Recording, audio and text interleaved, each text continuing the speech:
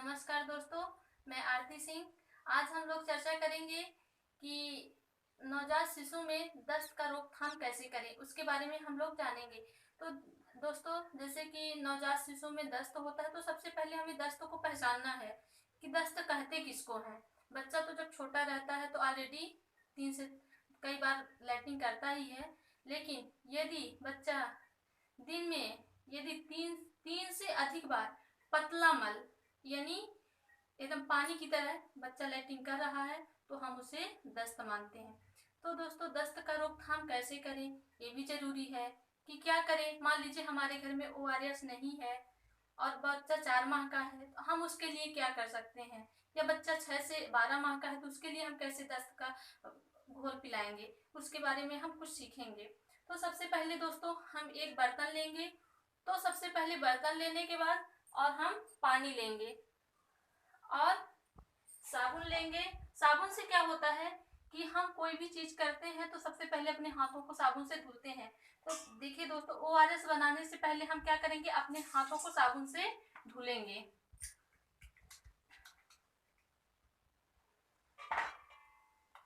हम अपने हाथों को अच्छी तरीके से साबुन से धुलेंगे, क्योंकि गंदगी की वजह ही से दस्त होता है। तो सबसे पहले हम अपने हाथों को अच्छे तरीके से धुलेंगे, इस तरीके से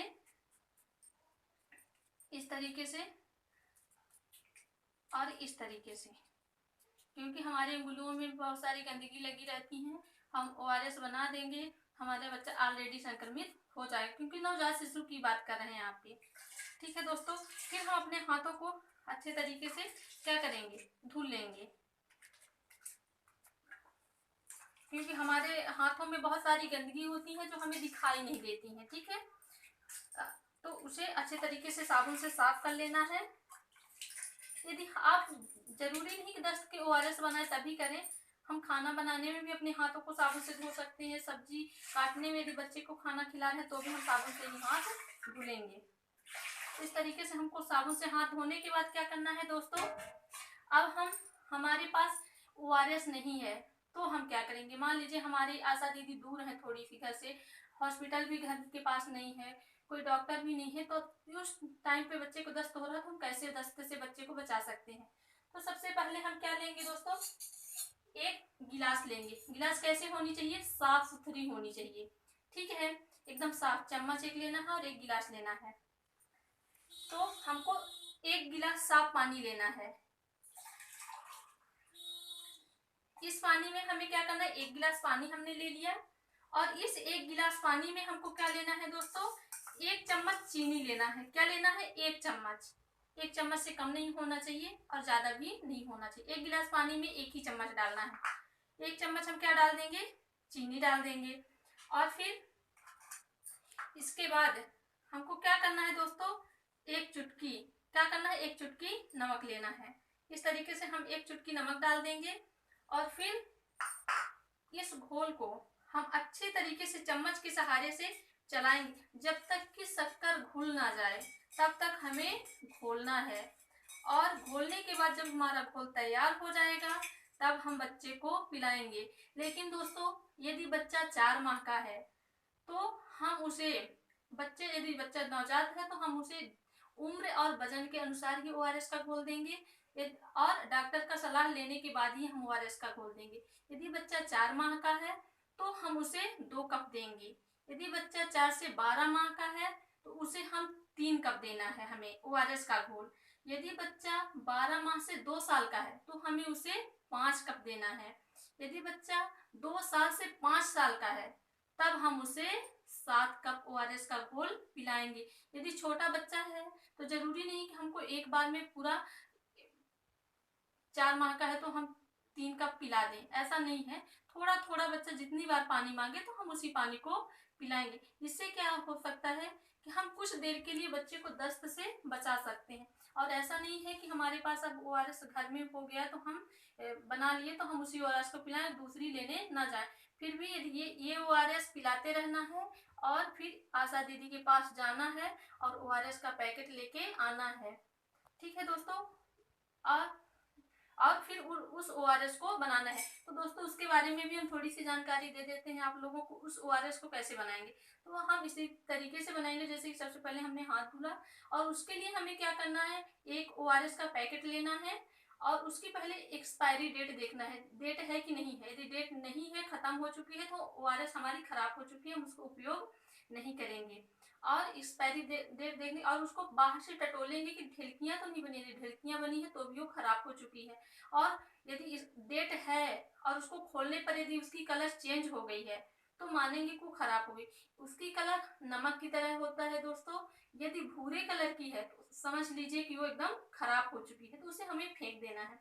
और यदि हमारा नमक की तरह है तो ORS को एक साफ बर्तन लेना है और उस बर्तन में 1 लीटर पानी लेना है। 1 लीटर पानी में हम उस पूरे ORS के घोल को डालेंगे और इसके बाद करछुल की सहायता से हम उसको अच्छे तरीके से चलाएंगे जब तक वो घुल ना जाए। यदि अच्छे तरीके से घुल जाएगा तो हम ORS को बच्चे को पिलाएंगे। जैसा कि हमने बताया था कि यदि बच्चा 4 माह का है तो 3 कप देना है, यदि 4 माह से 12 माह का है तो 5 कप देना है, और 12 माह से 2 वर्ष का है तो 5 कप देना है, और 2 वर्ष से 5 वर्ष का बच्चा है तो 7 कप देना है। ठीक है, तो इस तरीके से हम ORS का घोल तैयार कर सकते हैं और बच्चे को पिला सकते हैं। घर में किसी बुजुर्ग को हम ORS जो घोल बनाएंगे वो ORS घोल दे सकते हैं। हम उनको, घर के बुजुर्ग लोगों को, किसी सदस्य को दस्त हो रही तो इस ये भी हम घोल दे सकते हैं, जैसे कि कुछ टाइम। तो दोस्तों जैसे कि हमने ये मार्केट का लाया हुआ ORS है, तो हमको इस तरीके से ORS को चेक करना, इसकी डेट है कि नहीं। इसमें डेट है दोस्तों, फिर इसको इस तरीके से टटोलना है और इसके बाद फिर हमको इसको फाड़ के चेक करना है इसका कलर। और दोस्तों ORS के साथ साथ जिंक की गोली भी लेना है। जैसे कि यदि हम एनम दीदी से ORS का पैकेट ले रहे हैं, या फिर आशा दीदी से ले रहे हैं, या फिर आंगनबाड़ी से ले रहे हैं, तो हमें 14 जिंक की गोली मिलेगी। और जिंक की गोली खिलाना जरूरी होता है दोस्तों, एक दिन में एक ही गोली खिलाना है। यदि बच्चा 6 महीने से कम का है तो उसे हम आधी गोली देंगे, जिंक की आधी गोली खिलाएंगे माँ के दूध में मिलाकर। यदि बच्चा 6 माह से ऊपर का है तो भी हमें उसे 6 माह से ऊपर का तो उसे 1 गोली देना है माँ के दूध के साथ। यदि मान लीजिए घर के वैसे सदस्य लोगों को यदि दस्त हो रही है तो उन्हें 1 गोली पानी के साथ लेना है और 14 दिन तक खाना है जिंक की गोली को। और 14 दिन तक खाएंगे तो क्या होगा कि जो शरीर में कमी होती है, कमजोरी सी महसूस होती है, उसकी पूर्ति के लिए जिंक की गोली दी जाती है। अब हम लोग चर्चा करेंगे दोस्तों कि ORS के साथ साथ हम और कैसे बचाव कर सकते हैं। तो जैसे कि हम अपने साफ सफाई, अपने घर के आसपास गंदगी ना होने दें, और यदि हम शौचालय जा रहे हैं तो साबुन से हाथ धोएं, और खाना बना रहे तो भी हम अपने हाथों को अच्छी तरीके से साबुन से साफ करें, और अपने आसपास गंदगी बिल्कुल भी ना होने दें। यदि बच्चे को कहीं भी घर में छोड़ रहे हैं तो वहाँ पे एकदम से साफ होना चाहिए, कुछ भी गिरा नहीं होना चाहिए, क्योंकि बच्चा यदि कुछ भी चीज देखता है तो उसी को उठा के मुंह में डालता है। यदि वो गंदगी बच्चा खाएगा तो दस्त होगा ही। और दस्त, जैसा कि दोस्तों हम अभी ORS के बारे में जाने, अब दोस्तों अभी हम ये पहचानेंगे कि बच्चे के शरीर में निर्जलीकरण, जैसे कि पानी की कमी, जैसे कमजोरी कमजोरी सी लगती है, इसके लिए हम इसको कैसे पहचानेंगे।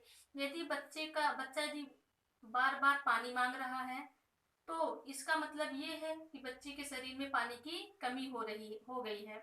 और यदि बच्चे की आंखें धसी धसी हो तो भी हम जानेंगे कि बच्चे के शरीर में कमी हो गई। यदि चिरकोटी काटने पर क्या होगा, चमड़ी 1 सेकंड 2 सेकंड के अंदर यदि अपने स्थान पे नहीं जाती है तो भी बच्चे के शरीर में पानी की कमी है। यदि बच्चा 5 से 6 बार पेशाब करता है तब हम जाने कि बच्चे के शरीर में पानी की कमी बिल्कुल भी नहीं है। यदि बच्चे को पतला मल के साथ खून आ रहा हो, यदि हाथ पांव पीले हो गए हों, और बच्चा एकदम सुस्त हो गया हो, बच्चा बेहोश हो गया हो, तो हमें, यदि ऐसी चीजें हो तो हमें बच्चे को तुरंत हॉस्पिटल लेके जाना है, बिल्कुल भी देरी नहीं करना, नहीं तो हम बच्चे को खो सकते हैं। यदि हम इन चीजों पे देरी करेंगे दोस्तों तो हम बच्चे को खो सकते हैं।